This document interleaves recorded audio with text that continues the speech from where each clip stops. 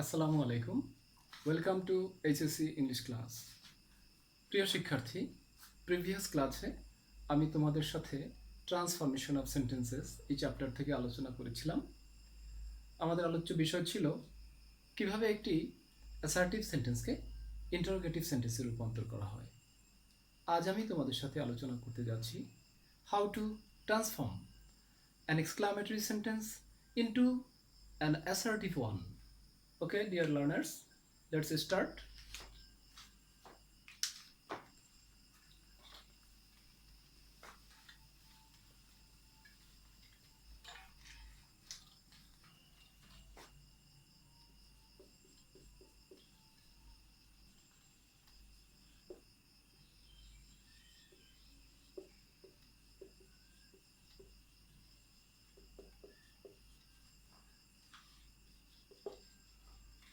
Exclamatory sentence basically দুটি উপায়ে হয়ে থাকে, যার একটি হচ্ছে হোয়াট দ্বারা শুরু হয় আর একটি হচ্ছে হাউ দ্বারা। তো আমরা দেখি এই দুটি আপাতত কিভাবে ট্রান্সফর্ম করা হয়।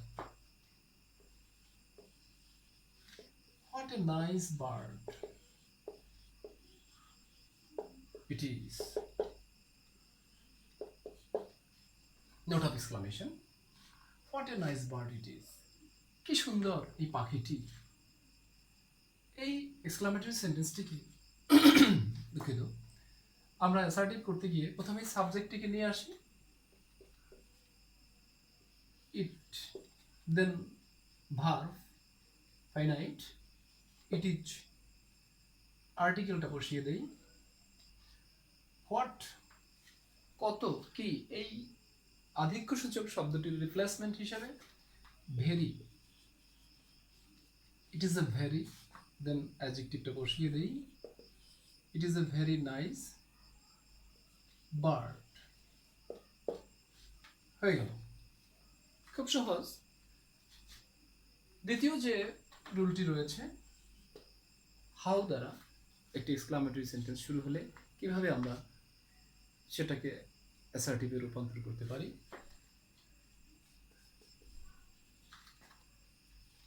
How beautiful the scenery is,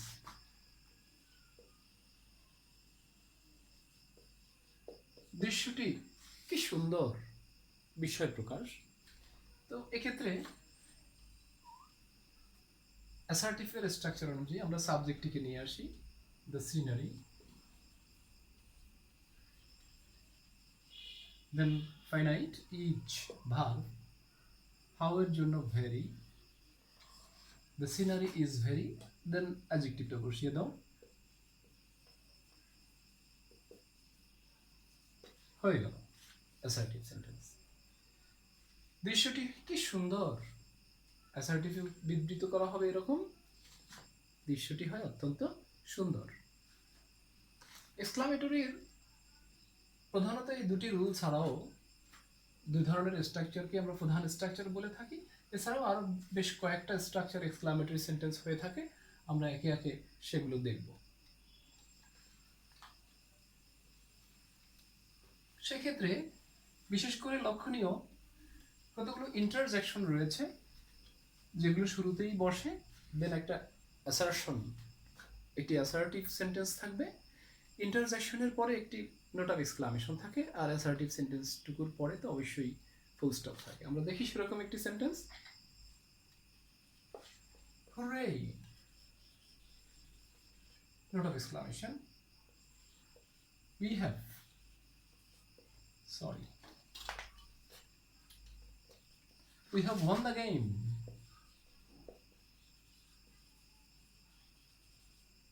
hurray, we have won the game, বাহ কি মজা, আমরা খেলায় জিতেছি, এরকম একটি, দুঃখিত,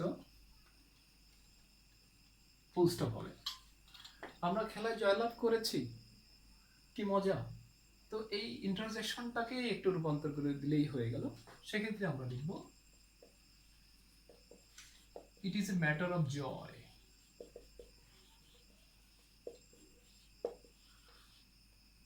তারপর একটি দ্যাট দ্বারা অবশিষ্ট অ্যাসার্টিভ সেন্টেন্সটুকু যোগ করে দিলেই হয়ে গেল, that we have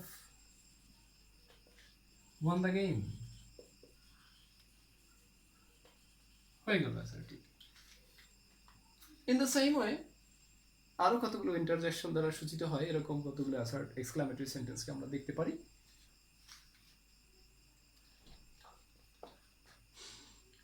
Alas, hi, he is no more। বাক্যটির অর্থ হচ্ছে হাই, সে আর নেই, অর্থাৎ সে মারা গিয়েছে। এরকম একটি বাক্যের ক্ষেত্রে অ্যালাস ইন্টারজেকশনটাকে ইন্টারপ্রেট করে দিই আমরা, it is a matter of সরো।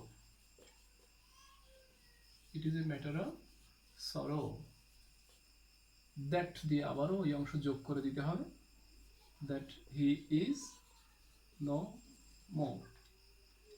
একইভাবে আর কি দুটির ক্ষেত্রেই it is a matter of joy হুররের ক্ষেত্রে, অ্যালাসের ক্ষেত্রে it is a matter of sorrow. এরকম আরও কিছু বাক্য হতে পারে, যেমন ফাই, ছি, সেরকম একটি বাক্য আমরা দেখতে পারি।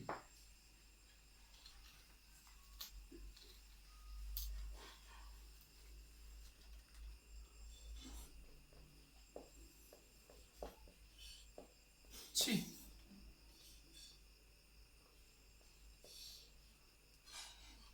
he tells a lie। ছি, সে মিথ্যা কথা বলে। তো এরকম একটি বাক্যের ক্ষেত্রে আমরা এটুকু ইন্টারপ্রেট করে দিলেই হয়ে গেল, ইট ইজ শেমফুল, অথবা ইট is a matter of shame. সেভাবেই লিখি, আগেরটাও যেভাবে এভাবে লিখেছিলাম একইভাবে লিখে দিচ্ছি, ইট is a matter of shame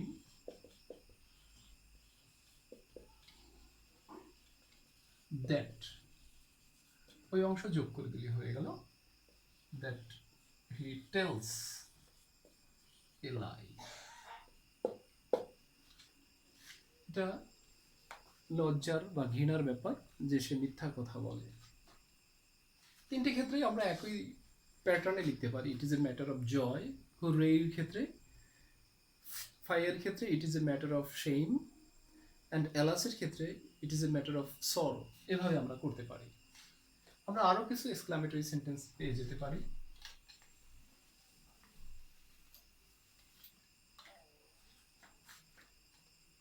six,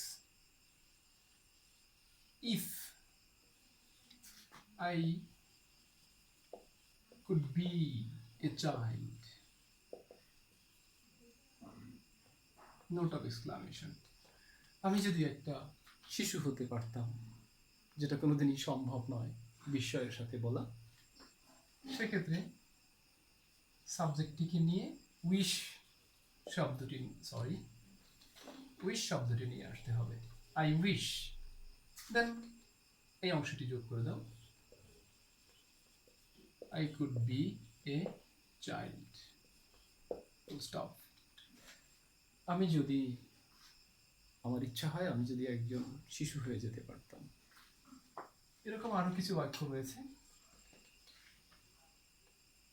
would that,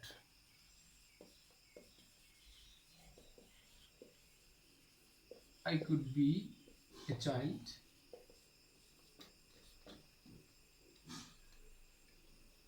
অর্থ একই, তো সেক্ষেত্রেও সাবজেক্টটিকে আমরা নিয়ে আসি, আই, উড দ্যাটের জন্য উইশ বসিয়ে দিই, আই উইশ, ওই অংশ যোগ করে দেই, I could B a child. যদি আমি শিশু হতে পারতাম, সেই ক্ষেত্রে আমার ইচ্ছা হয় আমি যদি একজন শিশু হতে পারতাম। এই একইভাবে আরেকটি বাক্য রয়েছে হ্যাড দ্বারা, had I been a bird, had I been a child.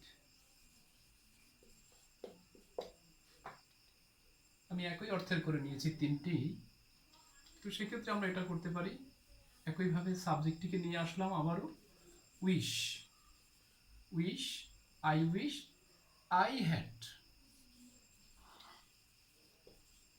been a child. তো এই এতটুকুই যথেষ্ট এক্সক্লামেটরি সেন্টেন্স থেকে অ্যাসার্টিভে রূপান্তর করার জন্য। সম্ভবত 7-8টা রুল আমি লিখেছি, তোমাদের জন্য এতটুকুই যথেষ্ট হবে। এখান থেকে একটি প্রশ্ন পরীক্ষায় আসার সম্ভাবনা রয়েছে। প্রিয় শিক্ষার্থী, আশা করি তোমরা রুলগুলো ভালোই বুঝতে পেরেছো। ভিডিওটি বারবার দেখবে। নেক্সট ক্লাসে আমি তোমাদের ট্রান্সফরমেশন অফ সেন্টেন্স থেকে আরেকটি অধ্যায় নিয়ে আলোচনায় যাব। সে পর্যন্ত সবাই ভালো থেকো, হাতে একটি বই রেখো। Thank you all, thank you once again.